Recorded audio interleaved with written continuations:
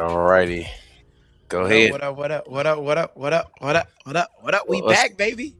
what's up? We back for the first time. We are live, so that's kind of cool. Yeah, we live, man. Nora, I Yeah. got Nora. I got TikTok live up too. So I got Nora. Got Aura. What up? Hi, how you doing? Beautiful soul. What's up? Yeah, we rocking, baby. We rocking. Happy New Year. Happy New Year, man. TPJ. Happy New Year, brother. Yes, sir. Happy New Year. Shout out to all y'all out there. If you're watching us live, you can watch us either on the widescreen version on youtube.com at Chief Dreamer Dion, or you can watch the vertical version on the channel as well, where you can only see Dion, but you'll be able to hear me. But what's good, y'all? How y'all doing? How you doing? Well, man, I'm good, bro. Feeling good. Was feeling egregiously attacked by the headlines, man. I was like, no, I literally had to call you. I said literally, I have to get call you and get on top. Like, nah, bro. Absolutely. So I feel good, man. And I got somebody. Yeah, that was crazy to say, like, but it's all good though. Somebody just said they want to be co-hosts. I'm about to let them in. Let's see what they talk about. I mean, just What's send up? send them the invite. Say what's up. Do you mind? You are so. You seem so sweet. Like your energy, everything. Okay. Do you mind battling my friend real quick? Battling. Let's go. What's up? What we doing? Let's do it. Let's do it. Let's do it. Hey. I'm on live. You go to our YouTube and subscribe. You got follow. Go to our YouTube, Chief Dreamer Podcast. Yeah, let me see what we doing. What we What? doing? Ready? Everybody join Lala's. I'm Lala. Okay. I have no idea what I'm doing. Hi. What's up? How? I'm literally battling somebody right now. Oh, Charlie running away. Okay. Yeah, dude. I don't know what we're doing. Leaving my life. No, I'm just playing. Yeah, Okay. it's crazy. I have no idea what's Sorry, going on. guys, you asked. I'm about to battle somebody. Let's do this. They're not liking my energy. Let's do it. Let's go. Let's go. I'm gonna assist her. I'll be back. Like that shit, people. Like that. No, no, no. Whoa. No, like mine. Fuck her. Fuck her. Like mine. No, what's up? Come on. What we talking about? Come on. Hell? What the hell is going on? That's because you got blue on. That's why they like you more. That's all. That's it. That's all. That makes sense. Yeah, they being first of all, the guys picked you. They being sexist. Like that's crazy. You know what? That's crazy. I have no idea what's going on, bro. I have no idea what's going on. Oh no, no, no, no! I gotta lead this. I'm losing. How do I lead? How do I? I can't even leave. I don't even know how to do this, bro. My bad, guys. My bad, guys. Charlie, So we need let's see. help. This Let's is see. what happened when you give old people TikTok. Facts. I'm so scared right now. I don't know what's going on. I'm sorry. You're scared. I peed my pants. It's gonna be pretty. Yeah, it's gonna be pretty. I literally peed my pants. Like I urinated a little bit. That's crazy. Now you're doing too much to win. That's crazy. That's crazy. That's crazy. I'm about to bounce. Just so you know, he helps the other team too. Yes. He helps the other team too. Player. I have no idea what's going on. I'm so lost. They just wanted a W off me. Yep, I quit. I ain't got time for them. Let's go. That's how you hang up on people. That's what we do. Hey, I don't I, even know what just happened. bro, listen. I Keep literally Dreamer got it. fans. That's I your gotta. man's. That's your Hey, man's. hey, listen. I don't know what happened. What is going? Hey, man, listen. Let's stop playing. We got to get right into the first topic because I'm not gonna lie. I didn't think about this until right now. You must be lucky, bro, because we ain't won a playoff game since you left Chicago. You hear me? That's how long it's been. Yeah. And your Needs first, the juice back. bro, the first year you back, we win the division. We beat Green Bay twice, and we win a playoff game. Come on, Had to let them know. You know what had I to mean? let it, had to Got let to them watch that know. game with my daughter. That was a great experience, even though she is not a loser like us. She was born in Los Angeles. Her team has won in her lifetime already. But She's still trash we for had a being from great LA. time. We had a great Still, time. she's Great still girl. trash for being from Nah, LA. nah, Cali Yeah, baby. nah. Cali we baby. ain't no. She's in the crib. It's like, Ooh, get a sack. Get a sack. I'm like, I yes, baby, get a sack. The Bears man. need a sack, baby. In case you guys were not aware, the Green Bay Packers suffered a humiliating defeat at the hands of the Chicago Bears in Soldier Field, Chicago, Saturday night, comeback of the ages, best win. I don't know how long. You Were you know, there? to I was in the third row. How the hell you pull that off? Hey, I don't know. You see, I hear from you all other Sundays. I ain't hear from you that Sunday. Yeah, it was I ain't hear Saturday. It was that. Saturday. Yeah, exactly. He's like, yeah, I'll see you. I call you on Sunday. Yeah, like no, like literally, like dude, like I ain't hear we. from you that Saturday. I You was the in the, third I row, was in, huh? I was in the Third third row. row. The game was crazy. We did it. Like one of the wildest experiences of my life. It was dope, and I think the biggest thing was just seeing all the swing of emotions. The snow started while we were in the stadium. I'm talking about it was just right out of a movie. And we were down 21-3. And shout out to my big brother Darnell. I thought we were gonna lose. I was not one of those stay no matter what. Man, I was like, bro, we getting our ass whooped. And he looked at me and he was like, we gonna win this game. And I said, shut your ass up. I didn't believe him. But third quarter, they missed one kick. And I'm like, oh, okay.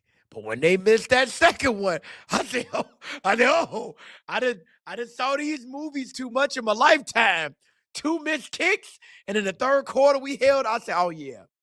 Time to put belt to ass. Okay. Green Bay is not known for anything. I don't even know if they have running water. I'm not gonna lie to you.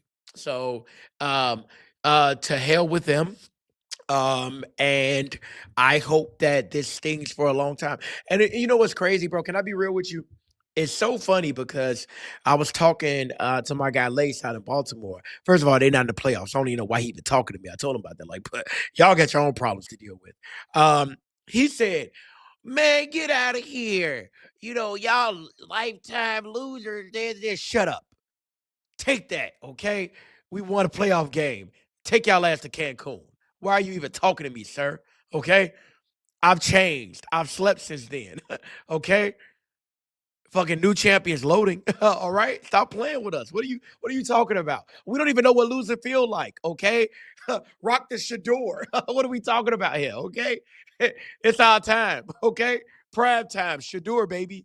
Okay? Somebody listen, this will not be a year that they hate on centers. They don't let Shador get his thing going, and then the Bears lose too. Nah, bro. Green Bay held you up, belt to ass. How you feel about that, bro? How you feel? So first off, I just want to sincerely apologize to Caleb Williams. I definitely was one of those people that He spent was a lot of the early season a talking about lot, how a terrible he was lot, playing, and a he was lot. playing well. But him and Ben Johnson finally got on the same accord, and now I'm proud of what I see. I, like you, did not think that we were going to lose that game. Literally, I text my friends in one of my group chats where we talk about sports, and I'm like, yeah, I'm about to take a nap. Yeah. And I'm gonna wake up, and then hopefully we'll be doing better by then. I dozed off for 20 minutes. I woke up. The score was 20-6. Or 21-6. I said, "Yeah, we're gonna be all right." Now I will say, in the fourth quarter, when they scored that touchdown with I think 4 minutes left in the game, Yep. I was a little bit worried. But once he missed that extra point, I was like, "Well, it's still time on the clock." Yep. And the one Yep. thing that I do really appreciate about this Bears offense more than any Bears offense in the past is that they have the ability within two, when they get the ball within a minute and 30 seconds, to be able to go and get a score if they need one, be it a Absolutely. field goal or a touchdown. Now, I will say it is frustrating game after game. And it's funny, I was saying this to the same people in the same group chat. I'm like, once they started playing a little bit better near the end of the third quarter, I was like, the game is not over yet, because the one thing that I do believe about these boys they they like being down, but also I told them, I said, they play for 60 minutes. So they might Bro, look horrible the first exactly. 25 minutes of the game, but the last 35 minutes they usually catch a rhythm and they get in a pocket. Now, I will say, going forward, it is going to be very, very difficult for them, because the Rams team, like the Bears team, can score. And they still do have a very good defense. And even Devontae Adams, although he's older, he's still reliable. They still got Puka Nakua, who to me is like Yep. a top 5 receiver in the league and one of the best, like receivers you could put on the move in the slot. He can go anywhere. Puka's like a really great receiver to me. So I do think that we will have our work cut out for us, but the temperature is supposed to be, I believe, around 16 to 2 degrees. I know from living in Los Angeles and having moved back to Chicago recently, that first week of that cold or the first couple Oh days, yeah, it's yeah, different. I'm not rocking. I'm not literally. I was like, yeah, it's time to go. So I can imagine how they gonna feel, especially with that chill coming off the lakefront. We're gonna really see what happens. I personally think that the biggest mistake I saw from them in game one was that I didn't feel as though earlier on in the game they pressed the run. So it kind of allowed Green Bay to really just get into this back and forth shootout because you're not punting the ball. So because Yeah, you're passing the ball, you're getting the ball for a small amount. Like technically, the Bears in all three games they played the Packers, they only had the lead for a total like 2 minutes or 2.5 minutes or something like that. absolutely. So in my opinion, if we're going to beat the Rams, the Bears have to focus in the first quarter on running the ball in early downs, trying to get Caleb Williams some easy throws and some Yeah. easy situations. And I'm gonna just be honest. I love Ben Johnson, but now is not the time to gamble. Now is the time to make smart decisions because he he himself could have lost us that game four times over through bad decisions. And I'm all for playing against the analytics and feeling like you have it.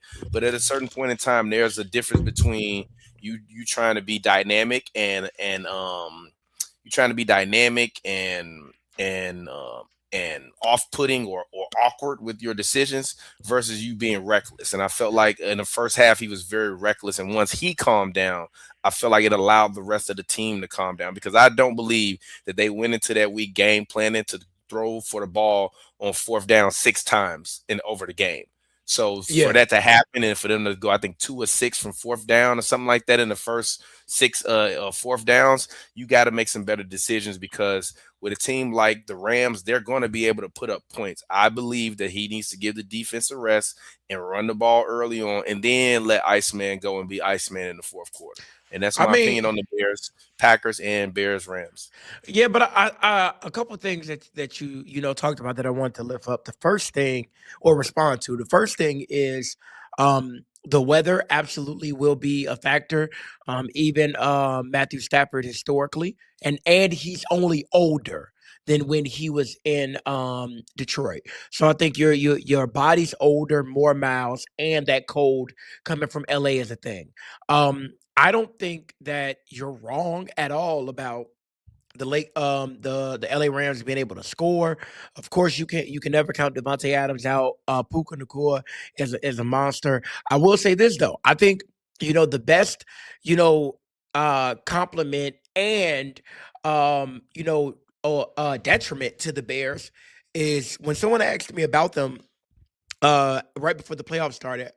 I said this Bears team has equal chance of losing the first game and making a Super Bowl, going on a Super Bowl run. I think it like that. It. There is nobody that can tell you that when we won, they were surprised because they've been coming back all year. But also, if they would have lost a close game, it would have been because all year we've been getting down by by too many points. So I'll just start off by saying I totally agree with you. I don't want this to be something where they have to come back from.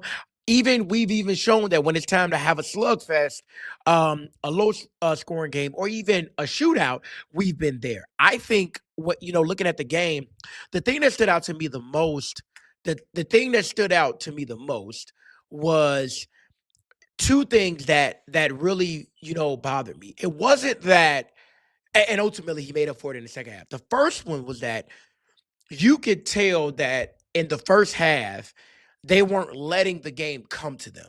It almost was as if they had what they planned and they just went with it, as opposed to like looking at what they were giving them. Now, of course, there were some drops here and there, but it felt so scripted that it felt like the Green Bay was playing the game and Chicago was going with their plan. And that's why, I really, second half, you could tell like, they really got into it and you felt this change in energy. And the second thing is more importantly, It alarmed me, and I want you to look at this next game against the Rams to see if you pay attention. Out outside of a couple of times, I cannot remember in the first half the Bears committing to the I formation and running. They were either very, they for the most part they were going out of shotgun, doing the throws, or they were just going to, a couple blue screens, or they were doing a couple play actions. They like the times when they lined up for in an I formation, they didn't play power running ball. And I think that's the thing is like you have these running backs, you know what I mean? And I mean when I tell you, the great thing about it is you can feel when the running backs get involved. When they get involved, it goes from 1 yard and 2 yard to 6 to 8 yards every run. And they start eating. And so, like, that's something that I want you to look at and tell me if you notice, because second Yeah, half, I it it, agree. wa- it wasn't like Yeah. that. Yeah, but that's because you put the ball in those. Like the one thing I will say is like I don't believe Kyle Monunga is anywhere near as good as a LaShawn McCoy. Yeah. But the thing that I always liked about Shady McCoy when he was playing was that not only did he have great hands as a running back, but he was shifty in between the tackles and in between the defenders as he's going up to the line. Monunga, he's so small. I mean, obviously you saw him when we were Yep. there and when we went to the practice. He's a Yep. small guy, so he kind of disappeared behind that line, and then before you know it, he's popping through a hole and he's getting big yardage. Even with Swift, like I just don't like. I understand that Ben Johnson wants and feels as though Caleb Williams is the most dynamic quarterback in the NFL, and I believe he has to believe that in order for Caleb to be as successful.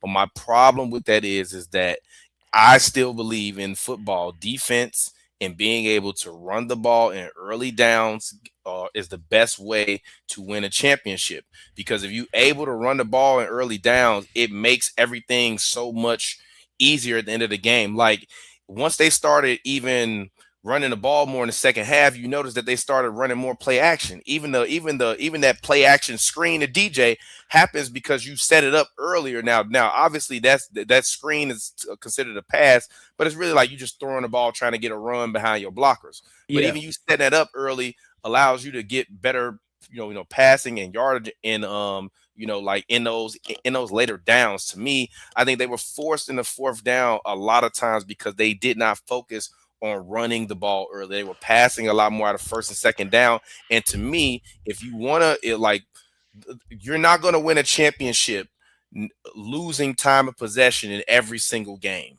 There's But going you to have to come a point to where you can't believe you like. And even Ben Johnson said, he said, people tell me the way we're playing is not sustainable. It's not. You're not going to beat the elite teams if you can't control the clock. Now, but even if that's my only point with the Bears. So I just want them to run the ball early. And then but if I it doesn't work, then go to the pass. But don't not run the ball in early downs, get in a bunch of fourth downs, and then like you got to turn it on later. Like have it on from the start.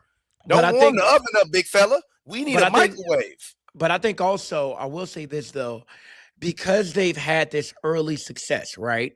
Of this marriage with Ben Johnson and Caleb. Not to mention, the wide receiver room for the most part has been, up and down in terms of health. I will say this though.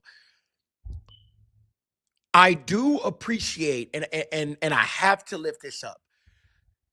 Man, Dennis Allen going into that halftime and making those defensive adjustments. Let me explain something to you, bro. Those three and outs that started the third quarter completely shifted the entire game. And so, what I will say and what I appreciate about Caleb, about Ben's staff, is I appreciate they do something that great teams do. And great teams play a game of halves. If as long as you have a team that fights 60 minutes and they believe and they understand the moment we came out of that locker room, they not only believed, but the defense locked in and they looked completely different. And I appreciate that because if you're going to have the offense believe that they can do it, they got to see you get those stops. And listen to me. I'm gonna be honest with you. I was so happy that Green Bay stopped feeding Dobbs, cause Dobbs ate us up, dog. Like for lunch, dog. Like everything Dobbs wanted to do, he was doing. And so when they went away from that and our defense clamped them up, I appreciate it. But I'm with you, bro. I think the biggest thing is seeing that variety and approach, even with the run game. You know what I mean? And also, I'm gonna tell you this. Shout out to our tight ends actually selling the block, bro. Like I'm so proud that we have like offensive players, and And even Cole on that Komet, catch the ball, Cole. Them dog. them drops, you the vet now. Hey, I'm gonna say, hey, hey, Colston came in and snatched your chain, bro.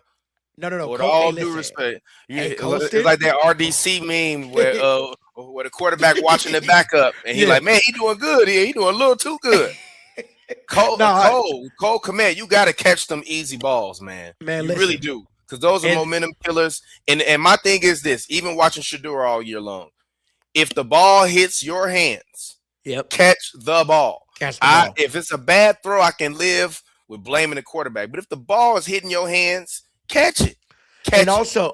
also, shout out to Ben. Before I get your last, I want to get your prediction on the score for the LA game. But shout out to Ben and his staff. That game winning touchdown that put us ahead. That was a play that they snatched from Washington, who ran that on us earlier in the year. And what they did was they moved a blocker on that left side, presented it as a screen, and when they presented it as a screen, dog, fucking DJ's guy bit and that half a second took off on that route. And I mean, dog, listen, like all in all, like what I appreciate is that game was gritty. It did not feel lucky in a sense of like us going and getting that win. And there was a lot of positives, even with the negatives and the things that we got to clean up. But if that's how we're starting a playoff run, then I'm impressed because the second half gave me hope that we can take that momentum into the next game as opposed to having a great first half and a horrible second half.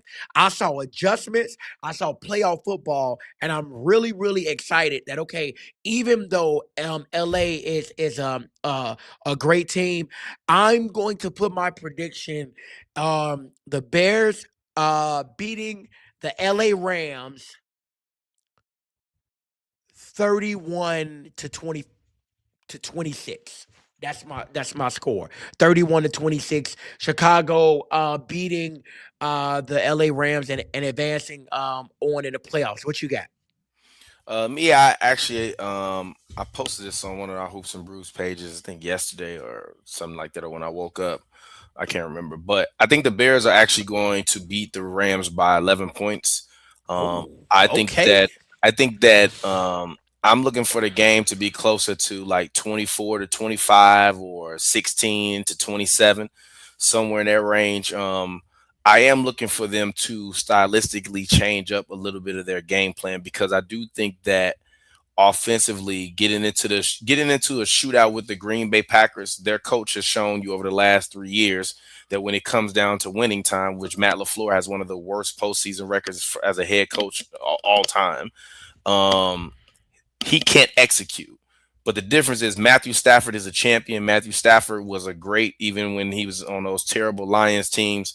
And Matthew Stafford is one of those old school quarterbacks like a Phillip Rivers, where he's going to be able to pick apart the defense and the line and things of that sort. I think the benefit for us really is the weather and us really, playing some hard nosed, tough football. So I actually look for the Bears to slightly adjust their game plan versus the Rams and really try to control the tempo and the clock.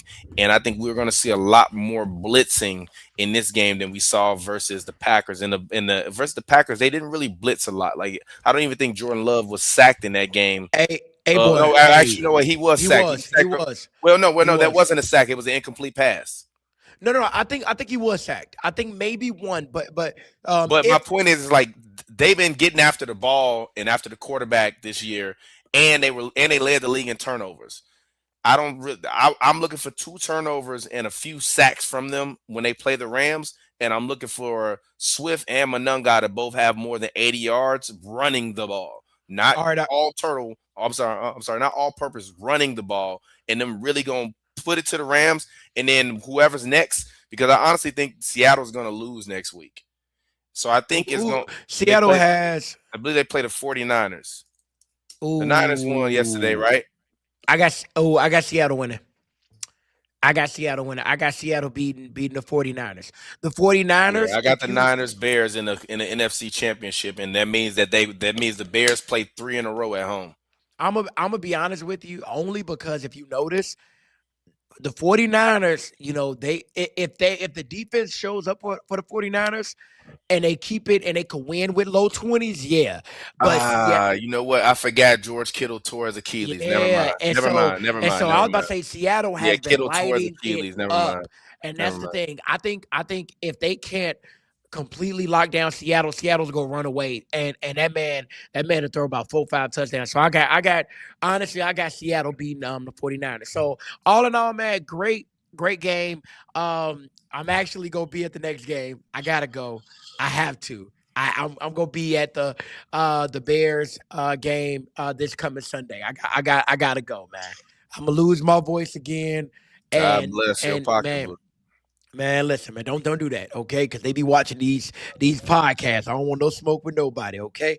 Let's Oh, I'm move sorry. on, man. Let's move on to the Jaguars reporter fiasco. I don't know if you guys paid attention to what has been going on, which is just pure bananas. But one of the Jaguar reporters, I'm not going to mention gender or anything like a Jaguars reporter. When Coach Cohen was at the podium, told them, you know what I mean, they had a great year. Hold your head up. And I mean, it we can is play it. You want to play play it? go, yeah, play that. Cause I want the people to hear this. I want the people to hear Gee, this. There we go. Hold on 1 second. Gotta shrink that up. Okay, here we go. Let's see. Yeah, go ahead, play that sound. So here Got we people. go. Bookie, Uh, what up, brother? Alrighty. I don't hear anything. Hold on 1 second. Why it ain't Got you. playing? Give me a second. Give me a Okay. second. Okay. Give me a second. Sorry. Uh,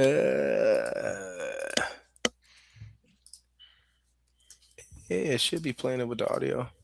Hmm. Let me see. My bad. Can you hear it now? Nope.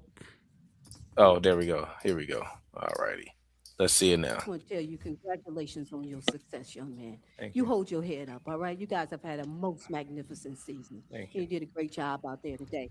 Just hold your head up, okay? Thank And you, ladies and gentlemen, Duval, you the one, all Thank you, right? You man. keep it going. We got another season, I okay? appreciate Take it. care and look for Absolutely. success to you and the entire team. Thank you, man.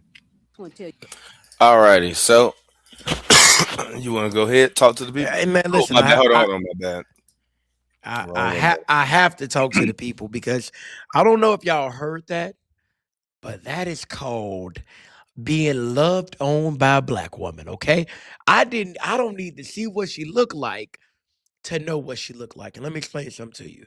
Um, we've seen a lot of absurd things happen in media this year, but if there's actually a controversy of someone in the media corps actually telling someone to hold their head up, and that is something that's outrageous to you, stop it. Okay. Um, the Jaguars did have an amazing year, even though they lost their first round playoff game. To have this woman speak life into him, and that's the thing. You see, it's one thing if he didn't, reciprocate, but you saw that eye contact, you saw those nods of appreciation and approval. That's what that is about.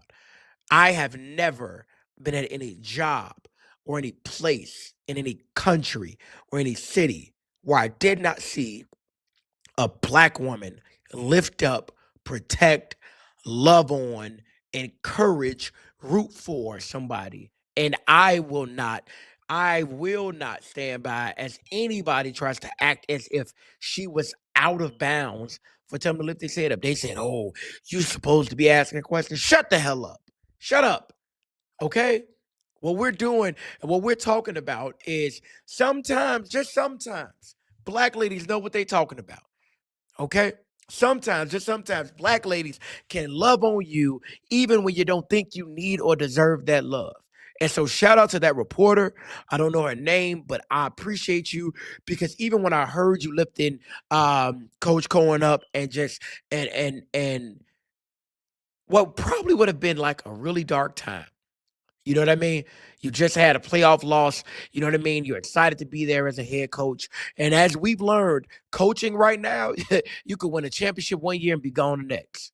So, thank you. How I feel about that, TPJ, and I don't know if you feel any different, but I appreciate her for doing it. Of course, it took courage to speak up. But I mean, black women are courageous, are they not?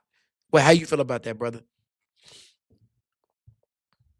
So I come to this situation with a little bit more um expertise than you, not from the communication standpoint, but of like I've been The media core. Yep, yep. I've been a local, not a, I'm not a local reporter because my brand Hoops and Brews H&B Media, HNBmedia.com is an international brand. I have fans all over the world, but I've been in those press pits. I've been to those community events. I've covered those teams.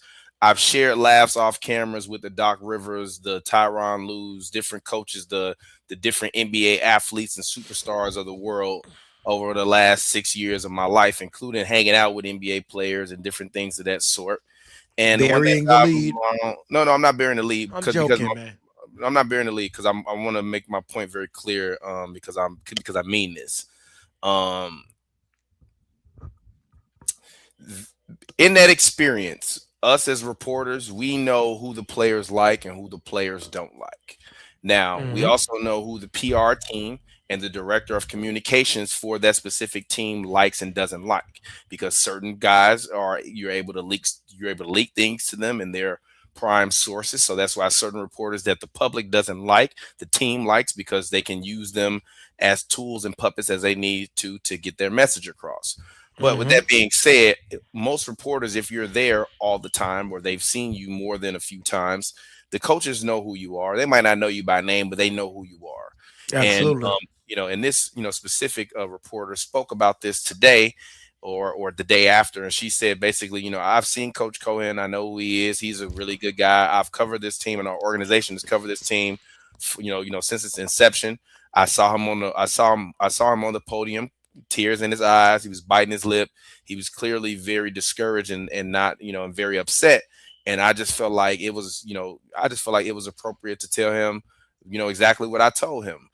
Because I know that he's a good guy and he's done a great job with this football team. She's like, and anybody that wants to, question my credentials, she started naming her credentials in the organization she's been a part of that have been around for hundreds of years. So she's not some, bumble fuck reporter, excuse my language, Hmm. some auntie coming off the couch to come cover the game. She is a highly respected and credentialed reporter who I believe Absolutely. one of the top two or three people in command at her newspaper, which is a black-owned newspaper that disseminates the papers for free. So, with that said, she's working off of public funding and probably things of that sort, and and donations of that sort. So it's not like she's doing her work or the work she's been doing over the last 30, 40 years to be famous and to make the most money, because reporters don't make a lot of money. And that's my point. Us as reporters, we have a lot of power and we have a lot of privilege to be able to create and shape narratives surrounding the players, the coach, the front office, the staff, the building, and everything. But when we are showing a little bit of humanity, people instantly take up arms with it. But there's a fellow, woman reporter that works for ESPN who tweeted something disrespectful about this lady in regards to her reporting. And then someone pulled up a clip and said, "Hey, you asked Aaron Rodgers about his wedding ring 3 months ago." So Hmm. is where is the line that you all believe exists? And I saw a lot of reporters, people that I've seen and been in the press room with, and a lot. And I'm gonna tell you this: the one thing I will say is, all of the players in the NBA love talking. Coaches, Yeah. depending on the coach, might not Absolutely. like Vito, what up, brother? me, because I've always been honest in my communication as it pertains to being a reporter, because I'm there to do journalism first and be your friend second. But at the same time, a player, coach, Oh, and when they say like a player coach, like a coach that the players love, Yeah, like a Doc absolutely. Rivers. Doc Rivers knew me on a first name basis, and he also knew my business partner, co-host Pavi. Now he would do this on purpose because a reporter pointed out to me that every time you asked Doc a question, he would give you some kind of compliment, or if he knew you worked with someone else, he would ask you if you were that person. So you be like, "No, that ain't me. That's my friend." Just so that way you know that he's Yep, they paying ain't paying attention. attention. Absolutely. And sometimes Doc would joke with us after the games about drinking wine during the pressers and all type of stuff like that. So, and this would be after playoff wins and all that. So to say that it's inappropriate for her to say that is like, number one, she is not national media. She is local media, Yep, meaning she is there to cover the paper for the constituents that are going to read that material. If you absolutely. live in Jacksonville, why would you want to read a paper from a local paper that's free, that's bashing the Jaguars when you all just had the greatest season that you've had within years? So I And say this to say that maybe it might not have been the greatest time for her to ask that, but I've heard literally a reporter ask Kawhi Leonard, not in person, but I saw the video of him, and everybody's making fun of him on the internet. Why is your shake all over the floor? Kawhi's like, I got mad during halftime and threw it. And then they're yeah, like, well, what's the reasoning behind you throwing the shake? And he's like, I was joking. yeah, So we can't pick and yeah. choose. You're either gonna ask the best and the most intelligent and articulate questions, or you're gonna ask stupid stuff like, "Oh, Aaron Rodgers, I know you got a wedding ring," or you're gonna ask, "Oh, why is the shake spilled in your locker, Kawhi?" Or you're gonna be a local reporter that's been appreciative of what this guy has done for your organization. Also, this is the other thing, real quick, and I promise you, 20 more seconds. As a reporter, coaches and players do not have to speak to you. At all. But when you get a quote from a coach or a player, your quote can be used by any other media source. Yep, So if I absolutely. talk to LeBron James or Liam Cohen after the game, and any news affiliate picks up that quote and they want to use my voice before the coach says it, I am now all over national and world news. It's happened to me before. And So listen, I say that to say the coaches choose who they want to choose. He knew he was calling on that lady for a reason, but and also I'm done. I wanna stay there because you touched on my point, and then you actually ended on my connecting piece.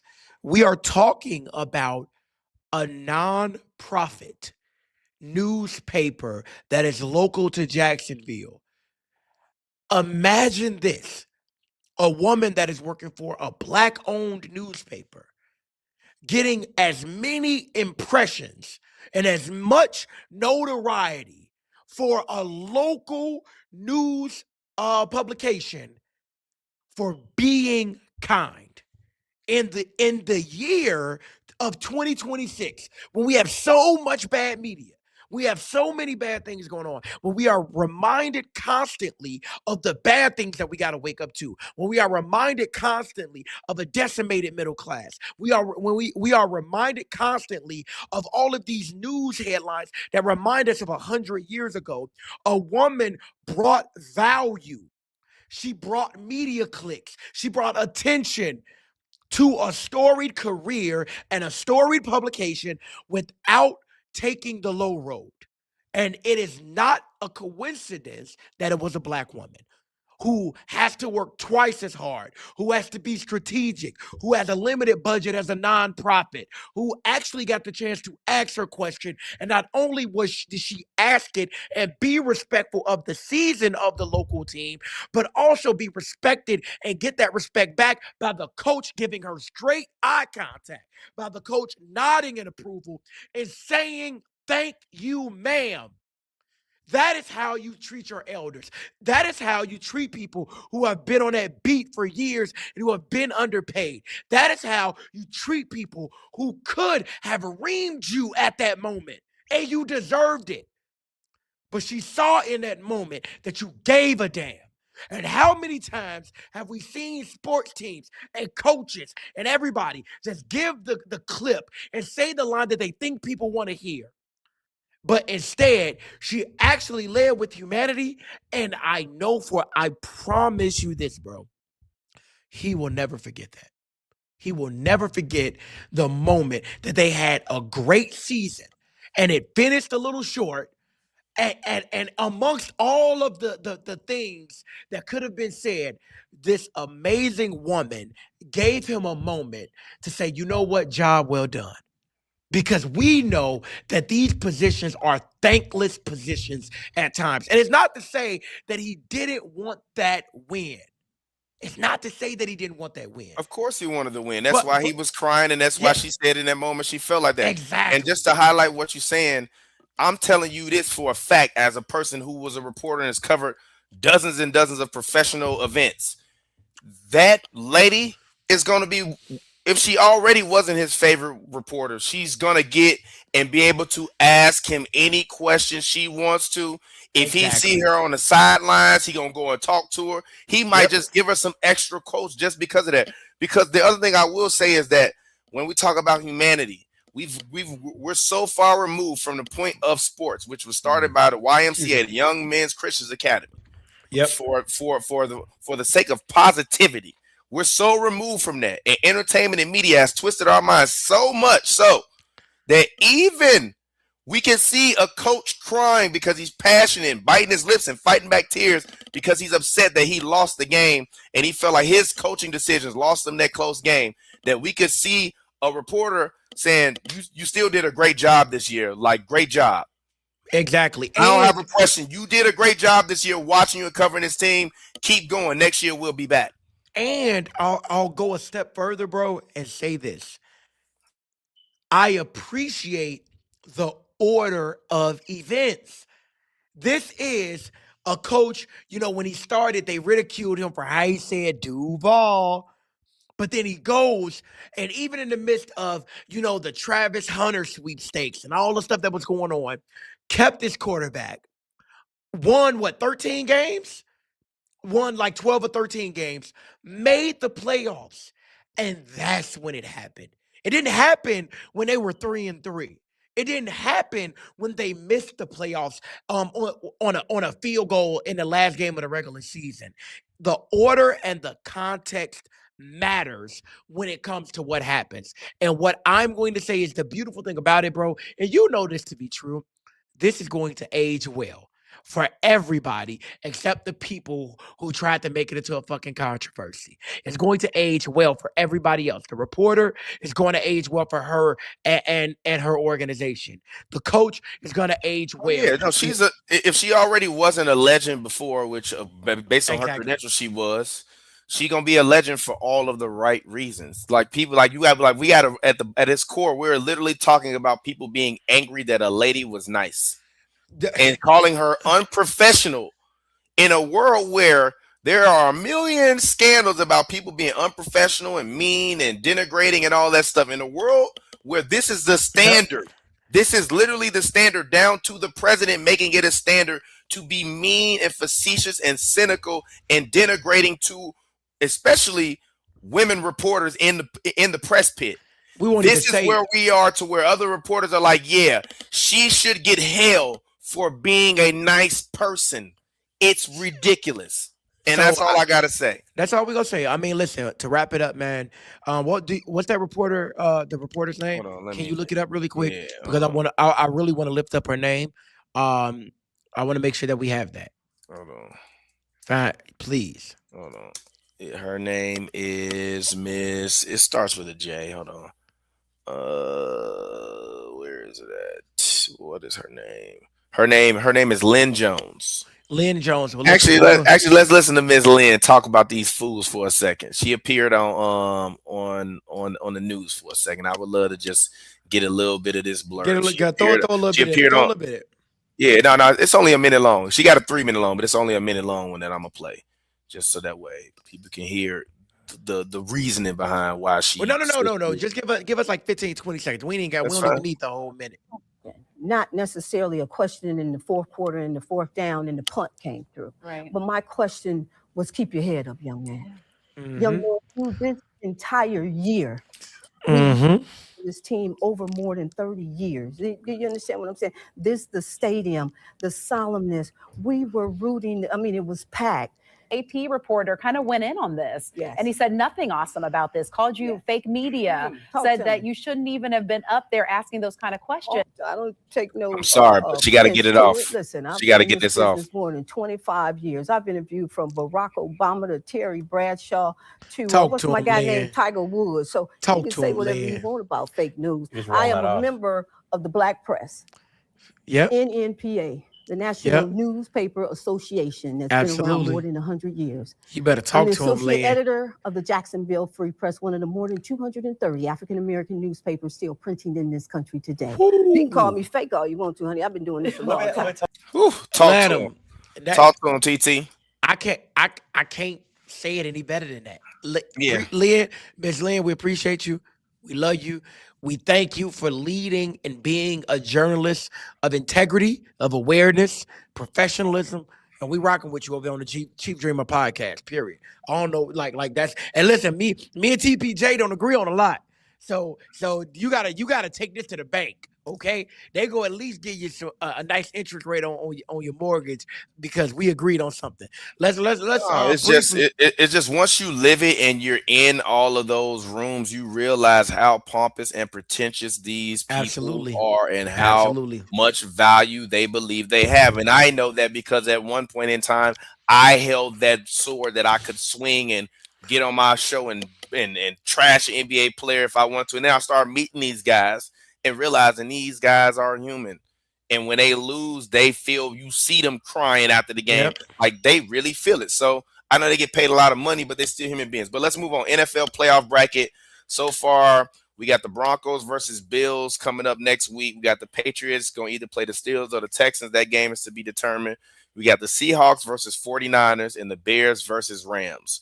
Who do you think makes the Super Bowl? We can make this topic fast. Let's just go through each like read it out to me, like the bracket, so I can pick, and then you'll let me know who's left there. So we got the Broncos versus the Bills. The Broncos got a bye, so they will be playing at home. All right, I got Broncos. Oh, that might be a low scoring game. The Broncos and the Bills. I'll take the Bills. Okay. Next up, I'm gonna take the Broncos. Actually, if the Bills win that game, Josh Allen got some voodoo. But I'm going. Don't get me wrong. Like, there's a very. It's not a bad pick because Josh Allen is a big time game guy, but I just feel like the momentum that the Broncos have this year, the way Bo Nix has been playing, I just hope that they don't be the team that loses in the first time that they play. You know what I mean? Especially because Bo Nix I believe this will be his first playoff game. So I hope that the Broncos actually win it because I really don't want to see the Patriots in the Super Bowl. I really want to see a Steelers Bears Super Bowl. That's like a real hard, blue collar type of Super Bowl. But I'm not gonna lie to you. I ain't picking nothing because I don't care. Line them up. Okay. Bears and foe. Okay. All right. Patriots gonna either play the Patriots either gonna play the Steelers or the Texans. Who you picking? I got Steelers, bro. I'm sorry. Don't nobody believe in the Texans, bro. You gotta show me. You know it. Ain't nothing about the Texans. And with as dysfunctional as some of them characters are in B, I'm going with the Steelers. Okay. And I don't even like the Steelers because one of my brother Jordan, who been with me since the military, he was my first roommate in the Navy, and he had that damn terrible towel. And we used to just scrape all the time, fight literally. He was like, I bet you won't touch it. I threw it on the floor, folded me up real quick. It's all good. I got my leg back though. So we can say Bears and Steelers in the Super Bowl, and I got the Bears beating the Steelers 21-19. That's a very low scoring Super Bowl, but I ain't mad at it. So cool. Let's go ahead. Let's move on. I'm gonna actually let you get this ran off because I don't know, man. Like, but sound funny, but everything is fake anyways. But having lived in Hollywood for 14 years, I know it's all fake. Once you know that these movie companies pay money for marketing to get their movie nominated, it's all fake. But go ahead. It off. And I don't want you to make it a solo camera. I want you to stay on there with me. Okay, we gonna walk through this. Here's the thing. I agree with you. I know the marketing budgets. We know A24 done pumped a lot of money into this because it's the most money they've spent on a movie. They really trying to like start doubling and tripling their budgets. And we know what it means um to be Black in America. And so, there's a lot of different things that are that are coming to a head. Here's my issue with this argument, right? Is they made this, and rightfully so, right? Hats off to A24. They didn't make it Marty Supreme versus Sinners. That's the thing that I wanted to call out. They didn't make it They didn't come out and make the argument and the award season saying Marty Supreme is the better movie. They purposely took it and made it a Timothy Chalamet versus Michael B. Jordan. And here's the thing. I love Timothy Chalamet as an actor. I think he's more emotionally available as an actor. I think he has range. But when they did that, I think it really limited what Sinners was as a movie versus Marty Supreme. And as a result, I think they used that as a way to really take the wind out of the sails from one of the best movies I've ever You seen. sound like Kanye. I like Lady Gaga. What the fuck you Gaga know about photos? I like Marty Supreme. But listen, but all in all, I'll say this. Do I believe that Timothy Chalamet is the better actor out of him and Michael B. Jordan? Yes. Do I believe that Sinners was a better movie than Marty Supreme? Yes. Did I see both movies? Yes. Do I normally rewatch movies? Oh, absolutely. You did? You saw? You thought Marty Supreme was good? No, it was good. It wasn't better than Sinners. I said Sinners. Oh, no, because I know I've seen some people saying this is one of the greatest movies and other people being like, yo, it was trash. No. I won't say it's trash, but it's not Sinners. You know what I mean? And I think that's the thing. So I have way more reasons why I believe Sinners is better than Marty Supreme than saying like, oh, Marty Supreme is the worst movie ever. No. But they made it into the lead actors going at each other, and it really reduced what Sinners was purposely. I think like it was a messed up tactic, but again, this is capitalism. A24 is really riding this to really, keep going and increase their budgets, get that acclaim, kind of like how Apple TV and Netflix did. You know what I mean? They purposely wanted to get these awards so they could get a lot of these actors in. So, Marty Supreme running up the awards for A24 films makes A24 films award winning, and it makes it more attractive for a lot of the actors to come over to their productions. Similar to, you look at the lineup of Apple TV now, it's crazy. I mean, they got at least like 4 or 5 shows that is just out of this world. You got Slow Dogs, you know what I mean? You got Ted. You got the what's the one? Oh my God. The one about, the guy who brain cut off when he going to work. I can't think of it. Talking about Severance. Severance, right? Love Severance. So all in all, I understand what this is for Marty Supreme. I think this is a flagship moment for A24, and it came at the behest of Sinners. And as a result, I just don't like how they framed it. But let me take off my hat of being. I don't even like hearing that this is a crowning moment for A20. I don't even like hearing that. And I'm not saying that out of respect to you. Wait. I'm not saying that out of respect to you. I'm saying this because the awards should be about the best films winning the award, and not about marketing and not about politics. And I don't care what anyone has said. I have not heard a consensus group of people tell me that there was any film that was released within the past calendar year that's been better than Sinners. And I haven't even seen Marty Supreme. But you can't tell me that Tyler, the Creator, is a better supporting actor in a film than Delroy Lindo and all of these guys that we got in this movie. Get out of here. And I'm not talking about you. Oh, no. But you got to get out of here. Go ahead. No. Let me take it off. For everybody that's saying Marty Supreme is better than Sinners, shut your bitch ass up. Okay? Don't nobody want to hear that. Y'all wrong. Ain't nobody got time for that. Sinners is the better movie, and that's why y'all mad. Because anytime a black man or a black woman or a black cast start really standing on business.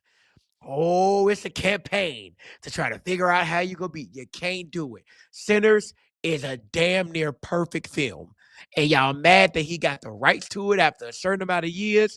Y'all mad that he from LA with that thick accent and that Yosemite Sam fucking mustache. Y'all mad that he love his black woman and he got a notebook full of poems that he wrote for her. Y'all mad that Michael B. Jordan played two twin motherfuckers and we for half the movie we forgot he was the same person.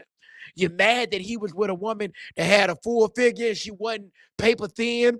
Y'all mad that they exposed historical racism and the story of the Irish and got all that together. Y'all mad that the black dude kissed the white girl. Y'all mad at all that shit, and it don't matter because the movie's still good. Ha ha ha ha ha ha. That Yeah. was one hell of a rant. Yeah, I had to. I had to let it off. You know I've been holding it. I had to. And with that being said, we off this shit. Because when you know you better, you don't always gotta tell somebody you better. Even though I told y'all that Sanders is better than Marty Supreme. And first of all, get his weak ass out here playing table tennis. Now fight some vampires, motherfucker. Oh. Moving on, NBA All Star picks. We don't even gotta go through and pick all our players, but LeBron I believe, is one game away from being ineligible. Giannis is close to being ineligible. Jokic is hurt. Guys have been in and out of the lineup. What do you think about this NBA All Star rule that they have where you got to play? I'm sorry, not for All Star, but for All NBA. All So NBA. theoretically, we can have an All Star game with all of the guys that Yep. should be All NBA, but the guys that should be All NBA won't make All NBA. So number one, Wemby, obviously it should be a unanimous All Star pick. Yep. As well as Tyrese Maxey, he's been playing great. Jalen Brown has been playing great, even though the Celtics started off rough. Jokic obviously has been Jokic. Luka's been good. Shea's been good. But other than that, like I'm interested to hear what you think about the NBA so far, pretty much leading up to the All-Star break. And obviously Trae Young got traded, so I would love to hear you talk about that. And do you think Trae Young will ever be an All-Star again? You can end it with that. So what do I think about this? I think it exposes how ridiculous the rules are, but I cannot blame the NBA because tanking and sitting people got to such an egregious point that this is like a overcorrection now. So now I want to be upset, but some of these new fans did not see how bad sitting out got. It got really, really bad to the point where like they were healthy scratches and all of this stuff. So it's a course correction. Do I like it? No. But do I understand it? Yeah. And for a few years, it just got so bad. As a result, now you have an all-star game with all of these people that are clearly all NBA that won't be all NBA because these are a lot of legitimate injuries. But I can't even be mad because they are bearing the brunt of the sins of the Spurs, the Heat, and Kawhi and all them sitting all them games. Those are like the three most egregious cases. Everybody remember the Spurs to the point where the league had to get involved. The Heat even started doing it when they got together after like that second year run, and then ultimately Kawhi. And the problem was it just got so bad with you not knowing who was gonna play that they said we got to stop rewarding them for missing all those games. So I don't like it because this is the worst case scenario. But on the flip side, what I do appreciate is for these new fans, they have a lot of players who really like actually give a damn. So I really love, like the choppiness, and players being chippy and you got Shea and what's his name from Minnesota and Edwards going at it, and then you add in Wemby, and then you add in all these other people. So all in all, I think at least the game is in a better place where you ain't got like no all defensive team and all they starting the all-star game, you know what I mean? Because we remember when that shit was born. You remember when Detroit played and that shit, the all-star game was trash. Nobody want to see no damn Ben Wallace or no damn all-star That's game. funny as hell, dog.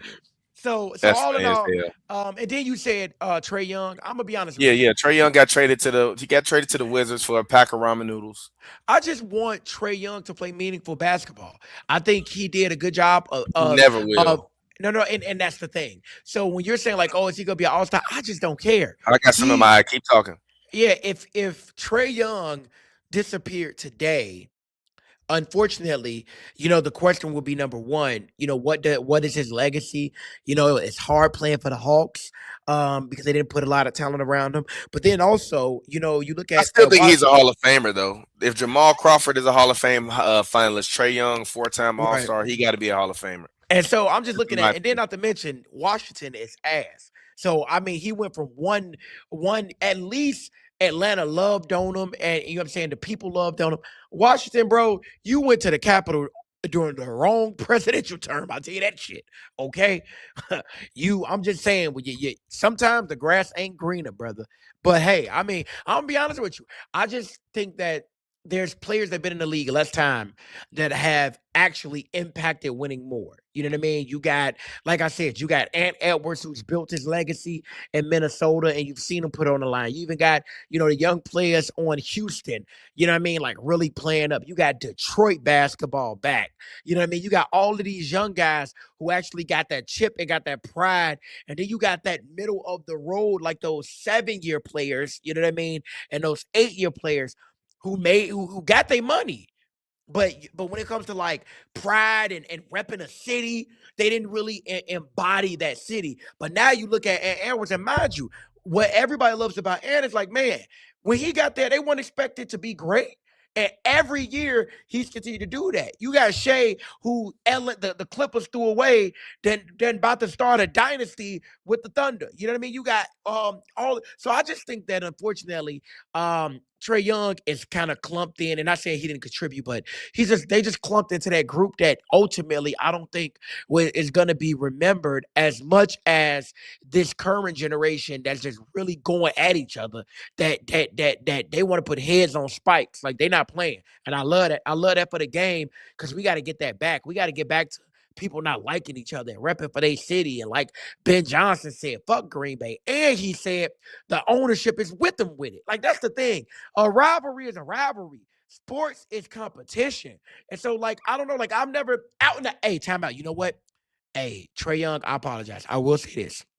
Wherever you go, please keep hating on the Knicks, because the way you hate them motherfuckers, it pays bills, okay? The way that you hit their ass with bro, when you hit them with I said, oh, oh. That man, they hate that man in New York, bro. That's gonna transfer to Washington. So hats off to you, brother. I tell you that, man. I ain't gonna lie. I ain't mad at it. Yeah, I think it's a good move for Washington just because I know they've been dumping salary cap, and I'm assuming players will want to go there and play with Trey Young. So I don't think it's a bad thing for them overall. I do think that Trey Young is in a position where he could very realistically wind up being a bench player in a few years on a very bad contract. He's my height, your height, 5'11" or whatever, however tall he is. Not that big, horrible on defense. The Hawks were really, really bad when he came back. So I do worry about his career going forward, if he will actually be able to be the guy. But I will say this: the Wizards will probably get a top 3 pick this year coming out of this draft. The top 5 guys are generational changing, franchise changing guys. So Yeah. you could wind up pairing a Trae Young with the AJ DeBonsa or a Cam Boozer, who's a power Hey, forward center timeout. stretch. Hey, bro. You already Hey, bro. got Alexander Cam. Scar.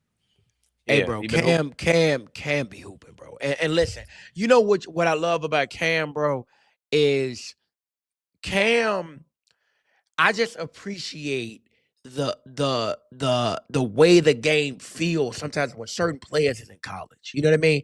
Like, you remember, like, and granted, I know, Zion, you know what I'm saying, ain't really panned out. He can't stay in shape and injuries. But man, when he was at Duke, you feel me? That the aura, and that's the thing. Right now, man, basketball has got like, there's a aura that we got to get back, and it ain't about trying to be popular on social media and coy and all. No, it's like the aura that the stars got, and unfortunately, right now, football got it. Football, like, stars know they're stars, but they're performing. Basketball, you know what I mean? Like, we got to get that aura back. And I think that's the thing. And so, like, you're right. Like, dude, like Cam Boozer, like, I see him play, and I'm like, man, he want it. Like, he want it. Like, he ain't denying. Like, it's some players where they be like, oh, they going to the league. You be like, who, him? You see Cam Boozer, you like, hey, he going to the league. Like, that's it. And that's what I love about that. Is like, man, we gotta, like, I love this incoming class where it's like, no, we dogs. We dogs. Even to the point, because what's the one that went to Dallas, the #1 pick? To my Cooper Flag. Cooper Flag, yeah. Trash. No, he's not He's trash. not trash, but He's listen, not. man, I He's ain't gonna. not. He He's signed not with. trash. He not trash, but I listen respectfully. Like, he got that, hooping in your driveway, doing a layup with your son game. It's cool. You feel me? But I need that. I need the dog. Okay, I need you to lock in. I need you. Like I'm sorry, bro. Like, I want the motherfuckers to hoop. Like, man, I'm not playing, bro. You were there. You were. Listen to me. Don't make me say it. Kobe with the torn Achilles. Okay. LeBron in the black Zorro mask. Okay. Kyrie with the Zorro mask. Okay. You know what I'm saying? Kawhi in Toronto.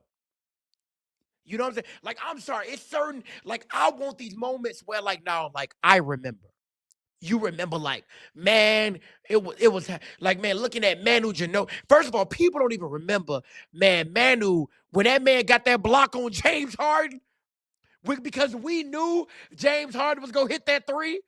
People not knowing what James Harden was a I walking did a hoops and 50. brews after that. Dude, James Harden being a I was 50 lit. piece. James, Russell Westbrook being a 20 and 20. Man, you know what's crazy? My first night covering an NBA game was the night Nipsey Hussle got killed. And one of my first viral clips as a reporter was when I asked Montrezl Harrell about it, and he kind of went crazy on me because he was very like a lot of them were very upset because they knew Nip or they might have met him. You know what I Yeah. mean? So they were very upset when it happened. But yeah, Hey, man, listen, man. All in all, I'm just NBA All Star, man. Like, I want the love of the game to come back. We can move on, man. And I ain't even gonna spend too much time on this, but I just want to say, and go you know, ahead. I'm gonna let you give get me, the thing yeah. Let on. me get my bars off.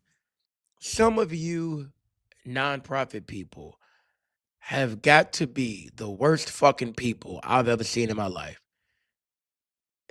Y'all have selective memory. Y'all try y'all best not to respond to shit.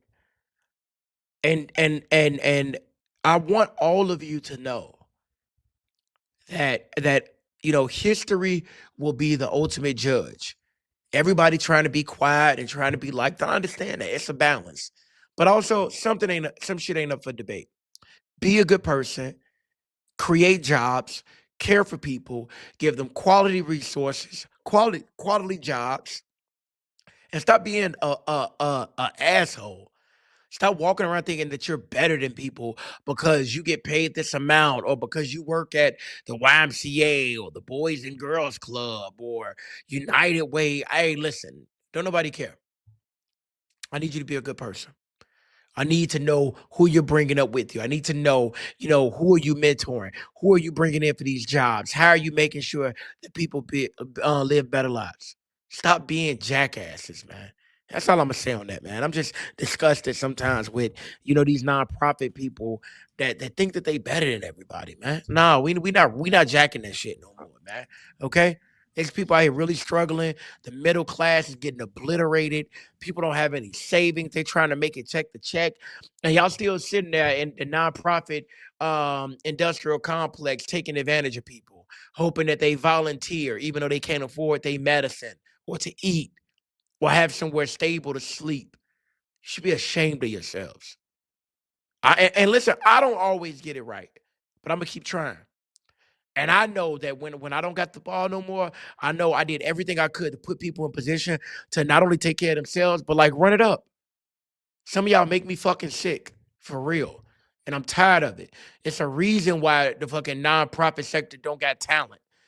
Because y'all got somebody that was making 200 grand and y'all want them to come over for 50,000 and a pack of fucking crackers. Like, what is wrong with y'all? But then when it's Christmas time, y'all want to do a turkey drive. Newsflash, fuck turkey. Nobody wants that shit, man. Not when you starving, bro. Whoa, whoa, No, whoa, no, whoa, no. whoa, whoa, whoa, No, whoa, whoa, listen, brother. listen, no. I'm being real. No, I no. enjoy that turkey. No, listen, I'm not saying you don't. But here's the thing. Some of these people don't even got places to make the turkey. But everybody want to do a turkey drive. What about jobs? What about paying it forward? What about all of these properties you nonprofits aren't paying property taxes for that you're buying up and sitting on? Come on, man. We got to cut these games out. I'm not saying, turkey ain't the protein of choice for some. But you shouldn't wait all year and ignore everybody all year and then think a damn turkey drive is going to suffice. Nah, it's not. And I'll down that damn hill. People deserve more. People deserve better. They deserve to be seen. Period, man. Change the damn topic. I'm mad as hell, man. I mean, we ain't got a topic changing board, but go ahead. It's all good, man. Yeah, man. Go on. Oh, Yeah, streamer man. versus hip hop. So shout out to my shout out to my guy Glass Malone, West Coast member, but also a legendary West Coast rapper. And Aiden Ross, the streamer, has been on this tirade calling the woman rapper Doechii all kind of bitches and saying how she's smelly. Yeah. That's That's crazy. appropriate. But Yeah. he's one of the biggest streamers in the world, makes a lot of money for streaming, and he's been calling Doechii, who is underneath the TDE label, a bunch of smelly bitches and all kind of crazy stuff because he doesn't like her music, and also he's a Drake fan and he's anti Kendrick. But one of the rappers, a guy I know by the name of Glass Malone, decided to come in and basically threaten Aiden Ross. And his actually not threaten Aiden Ross, but threaten Aiden Ross' crew. He said, "I'm not gonna beat you up. I'm gonna beat your friends up if you keep talking crazy because you got money and they don't, and they sit around you. And his friends are black, and he's a white guy. He's like, and they sit around and let you say this crazy stuff. So I'm gonna get them beat up until you stop." Cause a whole conversation over the internet because some people think that Glasses was wrong for using his alleged gang affiliations and street ties to basically stand up for this black woman. But ultimately, Glasses was talking about how essentially he used to be, an active gang member and has committed crimes and served his time. He's like, but he feels as though he owes a debt to society, and he basically was saying that if I go to jail or the thing that people remember me for is going to jail over protecting this black lady from having this white man call her all kind of, out her name, then so be it. The streamer responded back, telling him and his co-host to go take care of their baby moms and focus on their family and all that kind of stuff. But I want to know what you think about just the discourse, because I do feel as though, and not even just speaking about Glasses, but even when you look at rappers like D1, they're really trying to shift a lot of the conversation. Even Glass, a hardcore street West Coast rapper, he was on his stream after. He's like, "Man, I might have to stop saying the word bitch, like in real life and in my music, because if I'm gonna get on him about it, then I got to stop doing it." So, just what do you think about and also I want to say one other important point that he made was that he was talking about role models and how a lot of these streamers now do a lot of crazy stuff for clicks, but they don't think about how they're educating the new generation of younger people to come and develop those same habits.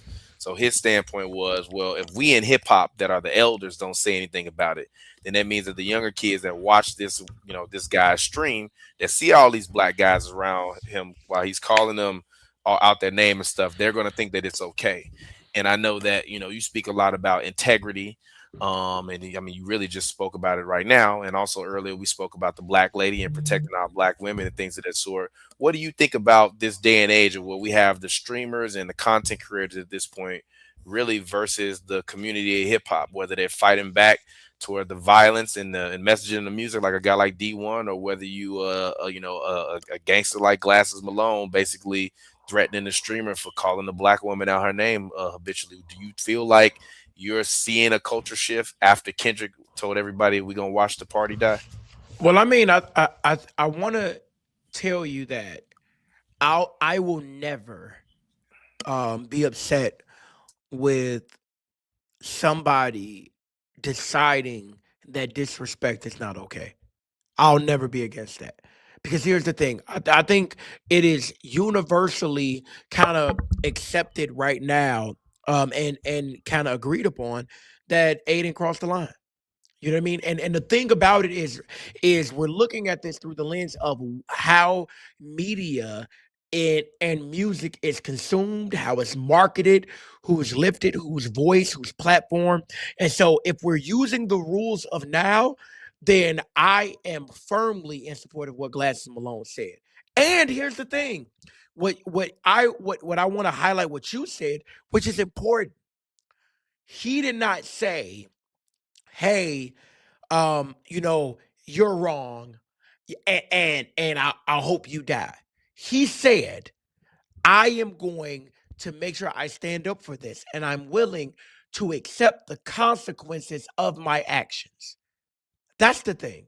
He didn't say he was wishing death, but there has to be a line when it comes to respect. And when it comes to somebody like Aiden, who is hip hop adjacent, hip hop is a black art form. If you are going to use the crowd and use the culture, then there are certain things and certain things and certain actions that cannot be tolerated. And here's the thing: you don't got, if it was like she did something disrespectful to you, then you can see, remember, a linear tie to his egregiousness. You don't. You thought you were going to. First of all, you thought you were going to attack a woman. Second of all, you thought you were going to attack a black woman. Third of all, you thought you were going to attack, demean, disrespect, and do it and go unchecked. So my thing is, my issue is Yeah, that's y'all. the lit. No, no, no. He I'm about thought to he was tell you. gonna get away with it. Go ahead. Yeah, right. Which is now my big problem. My problem is y'all got him thinking he could get away with it. That's the thing.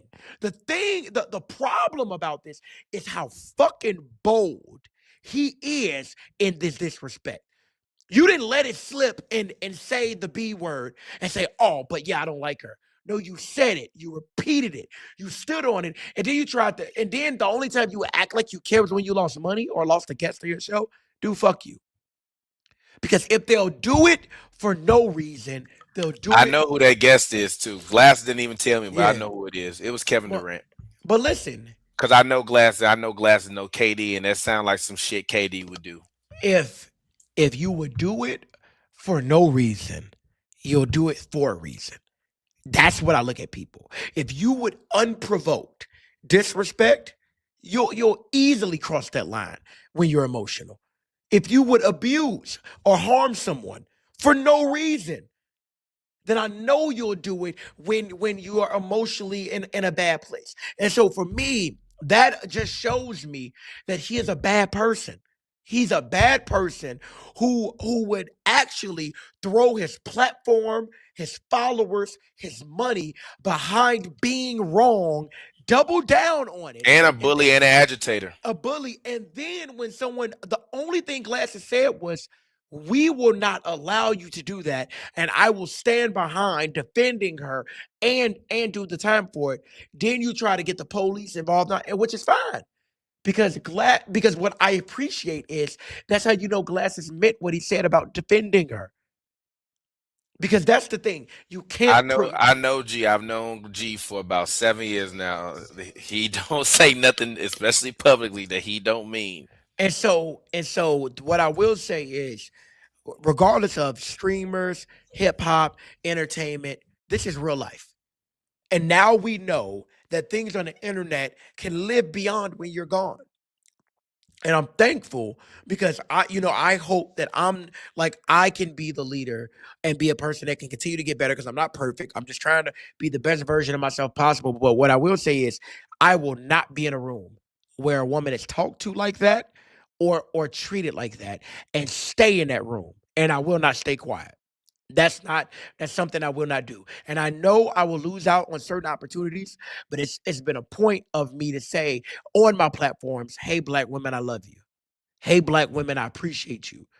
I wouldn't be on this earth or in this work without you, because it's so easy to try to act like black women are not one of the strongest forces in this world and have to endure so much. And so for her to be harmed unprovoked is something that I don't appreciate, and he deserves what's coming to him.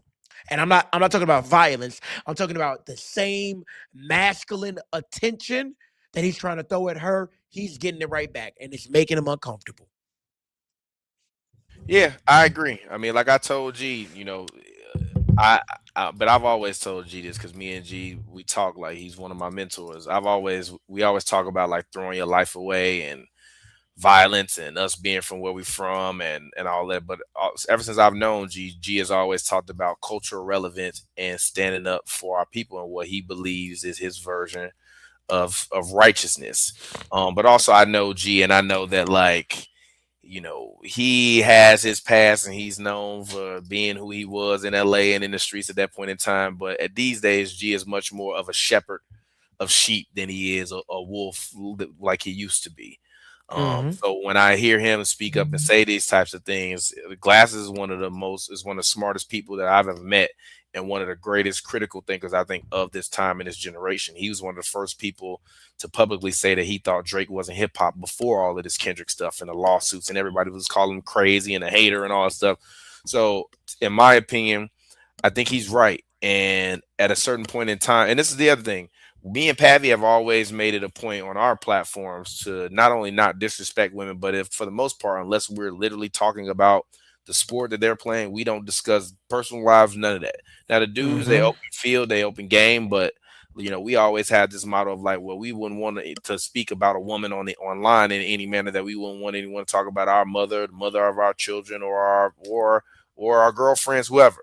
So that's kind of always been the way I live my life, especially on the internet. And I just think a lot of these guys, and as a person that's been streaming and has said a lot of wild stuff on the internet for clicks, that was always one road that I never feel like I needed to cross because I didn't need to. And like to me, it's, I don't mind people punching down on men because it just kind of comes with the territory of being a man. But I think if you in the media space and you purposely punching down on a woman just for the sake of doing it, it's kind of make you look like a clown. Now if it's for entertainment and let's just say her and y'all got an agreement to trash each other and to go at each other, cool. But that's not what this situation is. This situation is him being a bully. And in the words of Zach Randolph, what'd he say? I'm from the place where the bullies get bullied. Get bullied. Yep. And Glass Absolutely. Malone has been known throughout Los Angeles as a bully. So Mm-hmm. what happens when you run into the bully that's not going to keep letting you bully the nerds? Because they like, fight me. I'm as big as you. It's Mm-hmm. not in terms of money at all. And even when he spoke about Aiden, he's like, I don't care about money, all the other stuff. Like, this is about the way you speaking about this black woman and the way we need to start treating our black woman. And I respect that. And I'll leave that there. So lastly, this is a Dion Dawson topic. This is not a me topic. I'll be trying to keep us away from politics unless we're talking about Trump and his cronies. But go ahead, Well, I talk. mean, I know you got some stuff you wanted to get off. First off, I would just like to say, rest in peace to Renee Good. Like Renee Nicole that, Good, rest in yeah, peace. rest in peace, man. I'm sorry. That's a watching somebody get murdered like that in real time, especially because the video is so long. It's 4 minutes and something long. It's just bad, and watching the response from the people that should be the adults in the room has made it even worse because it just makes me question where our morality has gone. But I don't. But I believe that this country is changing, and I called her a martyr on Instagram when I spoke about it, and I really believe she was killed for a political agenda. And as a part of a political agenda, so I wish that she rest in peace. You know what I mean, and hopefully she'll find the kingdom of whatever God or higher power she believes in, because she definitely lost her life for no reason. And I'll turn it over to you. No, it's simple. You know, uh, disagreeing with policy and disagreeing with policing and even evading arrest is not a death sentence. And you know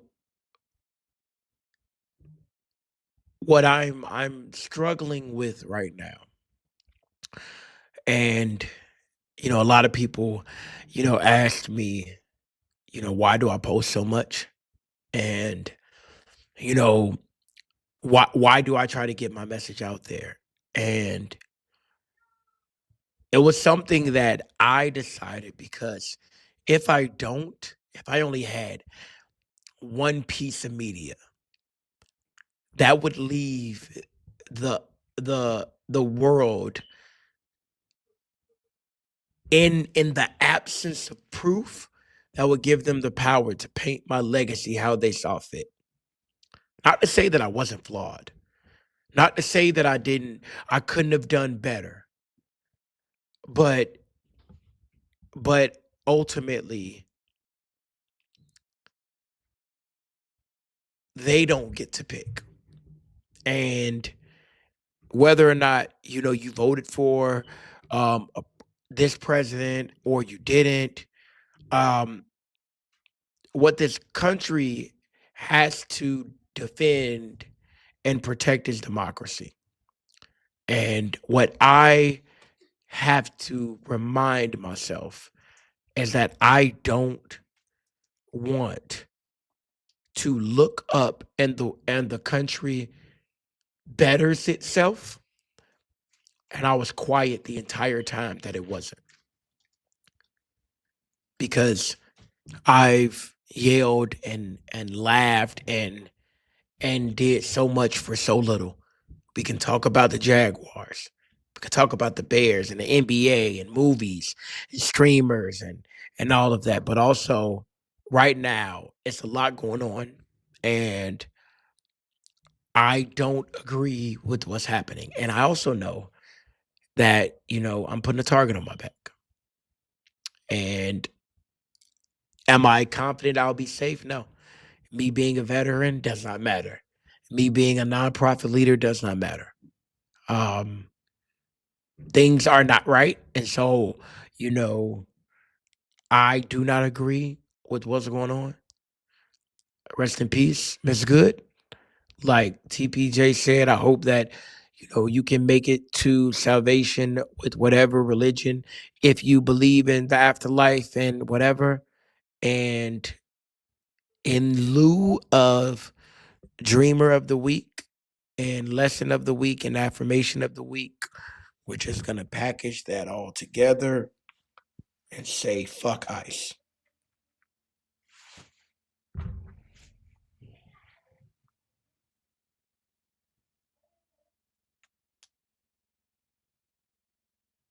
I can't hear you, bro. I said I agree. I don't believe we need any more external forces bringing pressure to people, especially in a time where everything is being stripped away. I mean, I know it just from being a parent how hard it is to just survive every day. So I couldn't imagine. And also, I used to live in LA, so I know that when those ice raids were happening, that there were families that were literally starving because they were afraid to leave the house and go to the grocery store. I've been at the park with my daughter when ICE has shown up and started trying to grab people.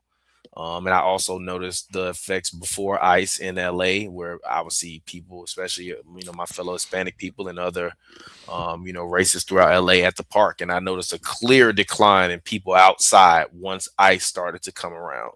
And that's as a father who took his kid to the park every day, sometimes twice a day, and before and after. So it is a tangible effect. It's a real world effect. I mean, I feel it every day just because, I mean, ironically, I was at the police, not the police station, at the gas station the other day, cleaning out my car, and some police officers ran by me, and I'm thinking they're about to tackle me because I'm like, oh man, this must be ICE or something. They run right past me and tackle this black lady. Now, I do not believe that she was an immigrant based upon the vernacular that she was using. But also at the same time, the same way I watched some ICE agents, harass this man in Minnesota who was an Uber driver because he had an accent. If that's what being America is boiling down to, do you have an accent or not? Then there's a lot of people that are not just of brown skin or fair skin that need to go as well. And I think that the part of my issue with this is that there is no morality in any of this. There is only, as the president said, his morality is what matters for the world. And if you're living in an era where the president is saying that only his morality matters for the world, then the world should be scared, and we all, as people and citizens of this great country should be scared. I mean, you've been a person who has, who has dedicated his life to the, to the advancement of these political regimes, but by your work in the service, and as well as the advancement of our freedoms and things of that sort. So I can imagine what it feels like for you as someone watching those liberties that you help fight for, be, not only neglected but purposefully and willfully ignored, and woefully, this government makes decisions that we all know as people that live here that we don't agree with. So we've gotten to the point now where it doesn't really represent the people anymore. So then that's really the most disheartening part. But I do appreciate those that are courageous enough to speak out about the stuff, because I remember when all of this stuff was going on in the Middle East over the past 2 years. I remember before it was cool, and back when it was taboo, to say that the things that I was seeing over in the Middle East were catastrophic, and more violence begets to more violence. Now everybody in the world is talking about that in that place that I will not mention, but that's my point. I've always been ahead of treating the curve of trying to treat people right, because my mom's a school teacher, and that's just the way I was raised, and I like educating and learning. And it's hard to educate people, and it's hard to learn in an environment of chaos. And I just pray for our children, and our children's children, and I pray for Renee, Good's children as well, because she had children, and it's unfortunate that her child will one day grow up and be able to see images of his mother's blood and his mother's death, not only on the internet, but I mean, she will always be associated with politics based upon the unfortunate incident that happened. So, rest in peace to her. And I'll leave her as the dreamer of the week. She used to write poetry. If you get a chance, go read one of her poems, and if she got to GoFundMe, go donate to it, or try to do something good in the world. That's what I try to do, and I pray it can continue to counteract the balance of these evil forces that are unfortunately out of our control. And that's all I got to say. Absolutely. Absolutely. If you're out there and you're listening, and this has been the Chief Dreamer podcast, we appreciate you. I think I ain't gonna lie, man. I think, instead of you trying to pull these topics out of me, man, I think we got a banger here, man. I ain't gonna lie. I'm taking back to some of these moments, but all in all, I hope all of y'all out there keep dreaming, do something good, like TPJ said, put some good out into the world. And just also remember that everybody deserves grace and space, okay? Y'all be safe. We about to get on out of here. Yes, sir. Chief Dream Pod. Until next time, we'll see y'all later. Shout out to all. Yep. Let me Keep freestyle. doing numbers. We gonna remember this. Yeah. Go ahead, Yeah. talk to me. Hey, I'm about to freestyle.